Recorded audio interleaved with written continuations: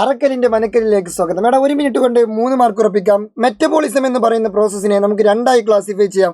1 catabolism എന്നും 2 anabolism എന്നും. അങ്ങനെയെങ്കിൽ ചോദ്യം ഇതാണ്: സിന്തസിസ് ഓഫ് ഗ്ലൂക്കോസിൻ്റെ നിർമ്മാണം കാറ്റബോളിസം ആണോ ആനബോളിസം ആണോ? ഒരു സാധനം ഉണ്ടാക്കുകയാണ്, വലിയ എന്തോ ഒരു സംഭവം ഉണ്ടാക്കുകയാണ്, അങ്ങനെയെങ്കിൽ അത് ആനബോളിസം ആയിരിക്കും. ഇനി അതേസമയം ബ്രേക്കിംഗ് ഡൗൺ ഓഫ് പ്രോട്ടീൻസ്, അതായത് പ്രോട്ടീൻ എന്താ ബ്രേക്കിംഗ് ഡൗൺ ചെയ്യുക, വിഘടിപ്പിക്കുകയാണ്, അതായത് ചെറുതാക്കുന്ന പരിപാടിയാണെങ്കിൽ അത് കാറ്റബോളിസം ആയിരിക്കും. സിമ്പിളായിട്ട് ഇങ്ങനെ ആലോചിക്കുക, ആനയെയും കാറ്റിനെയും ആലോചിക്കുക.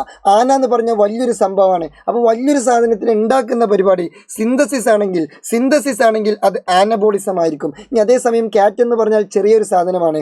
സോ ചെറിയൊരു പരിപാടിയാണെങ്കിൽ, ചെറുതാക്കുന്ന പരിപാടിയാണെങ്കിൽ, ബ്രേക്കിംഗ് ഡൗൺ ആണെങ്കിൽ അതെന്തായിരിക്കും?